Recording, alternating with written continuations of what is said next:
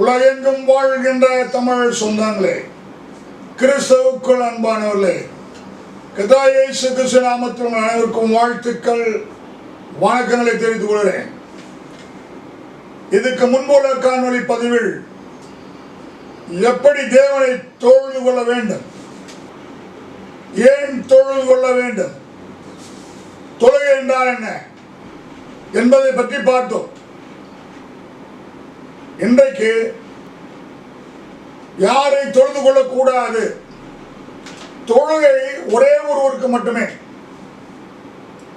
அவரை தவிர வேற யாரையும் தொழுது கொள்ளக்கூடாது. வானத்தையும் பரலோகத்தையும் பூமியையும் பாதாளத்தையும் நரகத்தையும் சகல மனிதர்களும் பறவைகளும் விலங்குகளும் கடல் வாழ் உயிரினங்களும் தரையில் வாழ்கின்ற உயிரினங்களும் வானத்தில் பறக்கின்ற பறவைகளும் சகலமும் உயிருள்ள அனைத்தும் ஒரே ஒருவரை தொழுது கொள்ள வேண்டும். அந்த ஒருவர் யார்? அவர்தான் பரலோக பிதாவாகிய சர்வ வல்லமுள்ள சர்வ சிருஷ்டிகராகிய தேவாதி தேவன், கர்த்தாதி கர்த்தர், ராஜாதி ராஜா. அவரை மட்டும்தான் தொழுது கொள்ள வேண்டும். அவர் ஒருவர் மட்டும்தான் கடவுளாயிருப்பார், தேவனாயிருப்பார், கர்த்தராயிருப்பார். வேறொரு தேவன், வேறொரு தேவர்கள் இல்லை. அவர் ஒருவரையே நாம் கர்த்தர் என்று சொல்ல வேண்டும். அவர் ஒருவருக்குத்தான் தொழுகை செய்ய வேண்டும். ஆனால் இன்றைக்கு பூமியில் அப்படி நடக்குதா? மனிதர்களை தவிர மற்ற எல்லா உயிரினங்களும் அந்த சர்வ சிருஷ்டிகராகிய சர்வவல்லமுள்ள தேவனை, பரலோக பிதாவாகிய தேவனை, கர்த்தாய் கர்த்தரை, ராஜாதி ராஜாவை, தேவாய் தேவனை தொழுது கொள்கிறார்கள், தொழுது கொள்கின்றன. ஆனால் தூதர்களும் அந்த ஒரே கர்த்தரை மட்டும்தான் தொழுது கொள்கிறார்கள். யாரை தொழுது கொள்ளக்கூடாது? அவரை தவிர வேறு எதையுமே தொழுது கொள்ளக்கூடாது. அப்படி பார்க்கும்போது முதலாவது சிருஷ்டிகளை தொழுது கொள்ளாமல்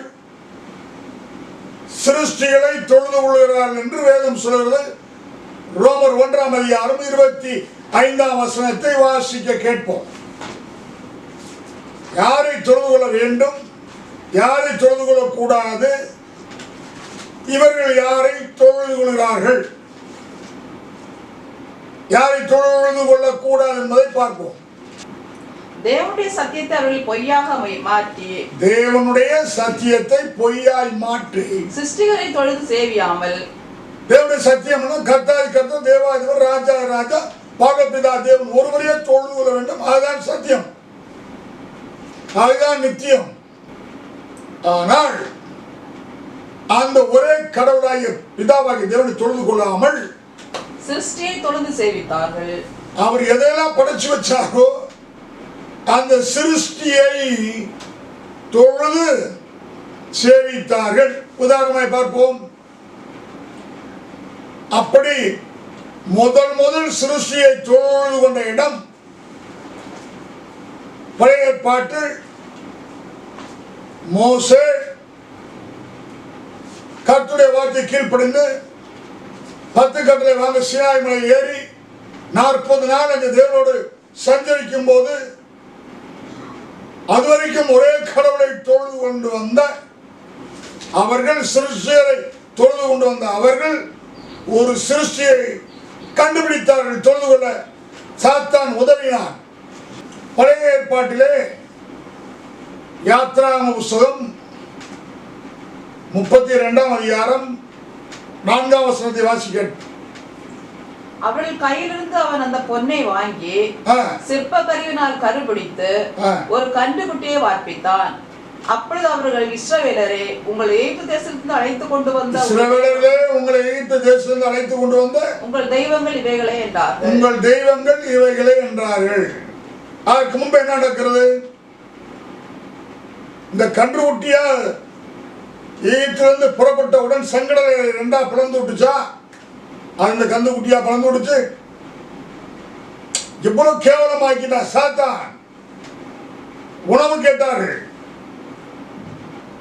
மோசே பர்வதத்தின் தேவனுக்கு விண்ணப்பம் பண்ணி வானத்திலிருந்து தேவ தூதல் சாப்பிடும் தானியங்களை அப்பங்களை கொடுத்தார். கண்டு குட்டியா கொடுத்துச்சு. தண்ணீர் கேட்டார்கள். கண்மலையை பிளந்து தண்ணீரை வரப்போனார். கண்டு குட்டியா கொடுத்துச்சு? இல்லவே இல்லை. அதனால் சர்வத்தையும் சிருஷ்டித்த சர்வ சிருஷ்டிகர் அந்த சிருஷ்டிகரை தொழுது கொள்ளாமல் சிருஷ்டியை தொழுதார்கள். அதில் உள்ள அந்த சிருஷ்டியான விலங்குகள் யாவும் அவருடைய சிருஷ்டிகள். அந்த விலங்குகளில் முதலாவது நீங்க சிருஷ்டியான அந்த கடவுளுடைய சிருஷ்டியான கன்றுக்குட்டி என்ற ஒரு விலங்கை உண்டு பண்ணுகிறார்கள். பொன்னினாள் 10 கட்டை வாங்க போன மோசைக்கு என்ன ஆச்சோ தெரியல. இப்போ நம்மளை வழிநடத்தி போறதுக்கு ஒரு தெய்வங்கள் வேணும், தெய்வம் வேணும். அப்போ உயிருள்ள தெய்வத்தை உண்டாக்கி இருக்கலாம்ல. அது சாத்தியமே இல்லை. பரலோக பிதாவாகிதான் என்னென்றைக்கும் ஜீவன் உள்ளவர், உயிருள்ள கடவுள், பேசக்கூடிய கடவுள், சர்வ வல்லமை மகிமை பொருந்தினவர், சகல பரிபூர்ணமும் உள்ளவர், சர்வ வல்லமை, சர்வ சிருஷ்டிகர், சர்வ எஜமானர், சர்வலோகத்துக்கும் ஆண்டவர். இவனுக்கு ஆரோனுடைய மண்டைக்குள்ள சாத்தம் உள்ள பூந்து எல்லார்கிட்டையும் இந்த பொன்னை வாங்கி தங்கத்தை வாங்கி உருக்கி ஊற்றி விட்டா ஒரு சாத்தான் ஒரு கண்டுகுட்டியை உருவாக்கி வைக்க வச்சிட்டான். இப்ப இதுதான் இந்த தெய்வம் கும்பிட ஆரம்பிச்சிட்டாங்க. அது போல கன்றுக்குட்டியை தொல்லாங்க, பன்றி குட்டியும் தொழுது விடுறாங்க, குதிரையை தொழுறாங்க, கழுதையை தொழுகிறாங்க, அப்புறம் பறவையை தொழுது விடுறாங்க, எருமையை தொழுகிற எருமை மாடு. இவ்வளவு கேவலமா இருக்கு. இப்படிலாம் இதை செய்ய வைக்க யார்? சாத்தான். பறவைகளை தொழுது கொண்டு ஆரம்பிச்சாங்க. ஏதோ மயில் ஒரு பறவை இருக்கு, அந்த பறவை தான் கடவுள்னு சொல்லி தொழுகிறாங்க. எலியை தொழுகிறாங்க. எலி அது ஒரு கடவுள், பூனை அது ஒரு கடவுள், காக்கா ஒரு கடவுள், பருந்து கழுகு அது ஒரு கடவுள். மனிதனுடைய மூளை அது கூட சாத்தம் உள்ள பூந்து அந்த சர்வவல்லம் உள்ளவரை கேவலப்படுத்துவது மாதிரி, அவரை துக்கப்படுத்துவது மாதிரி, அந்த சர்வவல்லம் உள்ள தேவனை அவமானப்படுத்துற மாதிரி பறவை இலைவிலங்குகளை தொழுது கொண்டார்கள். இப்பொழுதும் நடக்கிறது. இது அருவருப்பானது, கடவுளுக்கு பிடிக்காது. யாரெல்லாம் தொழுது கொள்ளக்கூடாது? கடவுள் ஒருவரே தொழுது கொள்ள வேண்டும். அடுத்தது தூதர்களை சிலையாக வைத்து சிலர் வழிபடுகிறார்கள், தொழுது கொள்கிறார்கள். சிலர் மனிதனையே தொழுது கொள்கிறார்கள். முப்பாட்டன் என்று சொல்லி கட்சித்தலான எல்லாம் கடவுள் என்று தொழுது கொள்கிறார்கள். மாட்டுக்கு ஒரு ஆளை சிலையை உண்டாக்கி விட்டுருவான். ஒரு 100 வருஷம் கழிச்சு அவன் கடவுளை கோயில் கட்டி கும்பிடுவான். சரி, இதெல்லாம் ஒரு பக்கம் நடக்குது. முக்கியமாக சாத்தானை தொழுது கொள்ளக்கூடாது. சர்வவல்லமையுள்ள பரமபிதாவாகிய தேவன் ஒருவரையே தொழுது கொள்ள வேண்டும். அந்த சாத்தான் எல்லாரும் தன்னை தொழுது கொள்ள வேண்டும் என்று விரும்புகிறான். அப்படி போல 1 Timothy 6:16 படி 15:16 அவரே நித்தியானமுள்ள ஏக சக்கராதிபதி, ராஜாய் ராஜா, கர்த்தாய் கர்த்தர், தேவாய் தேவன், ஒருவராய் சாவாமை உள்ளவர், சேரக்கூடாதவளில் வாசமுள்ள மனுஷர், ஒரு கண்டிராதவர், காணக்கூடாத அறுக்க துதியும் கன மகிமை உண்டாக. அப்பேற்பட்ட தெய்வம் அந்த காணக்கூடாத சர்வவல்லமையுள்ள தேவன் 1 Timothy 3:16 காணக்கூடியவராய் அன்றைய தேவ பக்தியுடைய ரகசியமாக யாவரும் ஒப்புடைய மகாமன்மை அல்லது தேவன் மாம்சத்தில் வெளிப்பட்டார், ஆவி நீதியில் வழங்கப்பட்டார், தேவதரால் காணப்பட்டார், உலகத்தில் விசுவாசிக்கப்பட்டார், மகிமையில ஏறெடுத்துக் கொள்ளப்பட்டார். காணக்கூடாத தெய்வம் இயேசு என்ற பெயர்ல காணக்கூடிய பூமியில வாழ்றார். அமிதமாய் பூமியை வாழ்ந்து கொண்டிருக்கும் பொழுது ஒருமுறை சாத்தான் அந்த இயேசுவையே தொழுது கொள்ளும்படி கட்டளையிடுகிறார். மத்தேயு 4ஆம் அதிகாரம் 8, 9, 10 வசனம் வாசிப்போம். மறுபடியும் பிசாசு அவரை மிகவும் உயர்ந்த மலையின் மேல் கொண்டு போய் உலகத்தின் சகல ராஜ்யங்களும் அவைகளின் மகிமை அவருக்கு காண்பித்து, நீர் சாஷ்டாங்கமாய் விழுந்து என்னை பணிந்து கொண்டால் இவைகளெல்லாம் உமக்கு தருவேன் என்று சொன்னான். அப்பொழுது இயேசு அப்பாலே போ சாத்தானே, உன் தேவனாகிய கர்த்தரை பணிந்து கொண்டு, உன் தேவனாகிய கர்த்தரை ஒருவரையே பணிந்து கொண்டு, அவர் ஒருவருக்கே ஆராதனை செய்வாயாக, அவர் ஒருவருக்கே ஆராதனை செய்வாயாக என்று எழுதியிருக்கிறதே. சத்தியத்தில் எழுதியிருக்கிறது.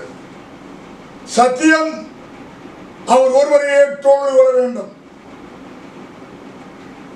இப்ப சாத்தான்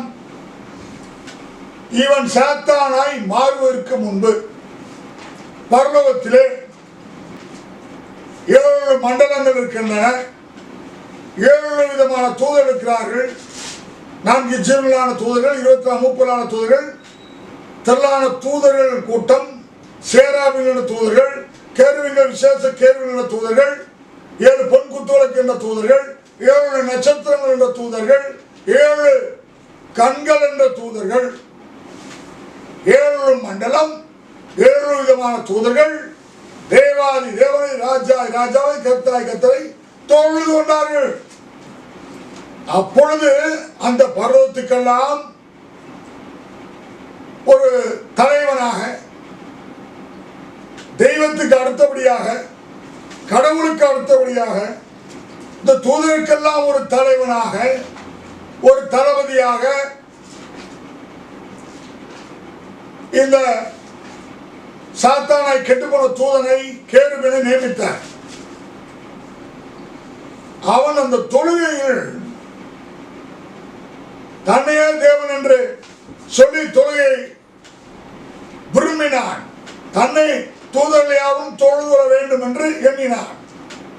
உடனே கடவுள் கீழே தள்ளிவிட்டார். இப்ப நம்ம படிச்ச வசனத்துல ரொம்ப ஆபத்தான ஒரு விஷயம். ஒருவேளை அப்படி சம்பவம் நடந்திருந்தா அவ்வளவுதான், கடவுள் தோத்திருப்பார். சாத்தான் மறுபடியும் நான் தான் கடவுள்வான். ஆனா சத்தியம் என்ன? கடவுளை மட்டும்தான் தொழுது கொள்ள வேண்டும். அந்த சத்தியத்தின்படி இயேசு சொன்னார், அப்பாலே போ சாத்தானே, உன் தேவனாய் கர்த்தரை ஒருவரை பணிந்து கொண்டு அவர் ஒருவருக்கு ஆராதனை தொழுகை செய்வாயாக. தேவன் அங்கு ஜெயித்தார். இப்ப இயேசு உயிர் தெழுந்து போய் அதே சிங்காசனம் இருக்கிறார். தொழுகை என்றால் ஒரே ஒருவருக்கு மட்டும்தான். இப்ப இந்த பூமியில சற்று முன்பு சொன்னது போல பறவைகள், விலங்குகள், ஊர்வன, நடப்பட, பரப்பட, நீந்துவன தான் பிடிச்சிட்டு திமிங்கலத்துல கடவுளுக்கு முறை இருக்கான். இதையெல்லாம் பிசாசுங்கிற மூளையில பூந்து அவன் மண்டையை குழப்பி விட்டு தேவனுக்கு கோபம் ஊட்டும்படி, கர்த்தரை அவமானப்படுத்தும்படி, அவருக்கு விரோதமாக செயல்படும்படி இப்படி செய்து விட்டான் சாத்தான். கடைசியில் சாத்தான் என்ன சொல்றான்? தன்னை வணங்க சொல்றான். சாத்தானை வணங்கக்கூடாது, சாத்தானை தொழுது கொள்ளக்கூடாது. அப்படி நடக்குமா? நடக்கும். எப்பொழுது இந்த சர்வமுள்ள பரலபிதாவாகிய தேவன் மீண்டும் ராஜா ராஜா கர்த்தா கர்த்தா இயேசு என்ற பெயர் பூமியில இறங்கி இந்த முழு உலகத்தையும் சகல ஜனங்களையும் உயிர்த்தெழ செய்து நியாய தீர்ப்பு கொடுத்து சாத்தானையும் அவன் தூதரையும் நரகத்தில் தள்ளி, சாத்தானையும் அவன் தூதரையும் அவனுடைய ஜனங்களாகிய மக்களை நரகத்திலே தள்ளி, சாத்தான் கிரியெல்லாம் அழித்து ஒழித்து, இப்ப இருக்க விக்கிரகெல்லாம் அழித்து ஒழித்து, அந்த விக்கிரகத்தை வணங்கினவனையும் அழித்து ஒழித்து, புதிய பூமியை ஸ்தாபித்து தூதர்கள் மட்டும் இருப்பார்கள். பரலோக ராஜ்யத்தில் பரிசுத்தவான்களாகிய பரிசுத்த மனிதர்கள் இருப்பார்கள். வேறு ஒன்றையும் நம்ம பார்க்க முடியாது. அப்பொழுது அந்த சர்வலமுள்ள தேவாதி தேவன் ராஜா ராஜா கர்த்தா கர்த்தா ஒருவரே வானத்துள்ள பூமியிலும் தொழுது கொள்வார்கள். அது நிறைவேறும் காலம் இப்பொழுது வந்து கொண்டிருக்கிறது. சீக்கிரத்தில் சம்பவிக்க போகிறது. உலகம் அழித்தொழிக்கப்படும். சகல இந்த விக்கிரக ஆராதனை எல்லாம் அழித்தொழிக்கப்படும். அதை கர்த்தர் செய்வார். அதை தேவன் செய்வார். நடக்கும். ஆகையினால தொழுகை என்றால், ஆராதனை என்றால், துதி என்றால் அது வானத்தை போய் உண்டாக்கின சர்வனுள்ள பரலோக தேவன் ஒருவருக்கே. அந்த சத்தியத்தை அறிந்து அவரை தொழுகிறவர்கள் பாக்கியவான்கள், என்றென்றைக்கும் அவரையே தொழுது கொள்வார்கள். அதுதான் இந்த பூமியில பரிசுத்த மனிதர்கள் செய்கிறார்கள். யாரை தொழுது கொள்ளக்கூடாது? சாத்தானை தொழுது கொள்ளக்கூடாது, விலங்குகளை தொழுது கொள்ளக்கூடாது, பறவைகளை தொழுது கொள்ளக்கூடாது, மனிதர்களை தொழுது கொள்ளக்கூடாது, தூதர்களை தொழுது கொள்ளக்கூடாது. அப்படி தொழுது கொண்டால் அது கடவுளுக்கு விரோதமாய் செய்வது. அவர்களுக்கு மேல தேவ கோபாக்கினை வரும். கர்த்தரை தொழுது கொள்வர்கள் என்னைக்கும் நித்திய ஜீவனை அடைந்து அவரே சதா காலங்களிலும் தொழுது கொள்வார்கள். ஆமென். நன்றி, வணக்கம்.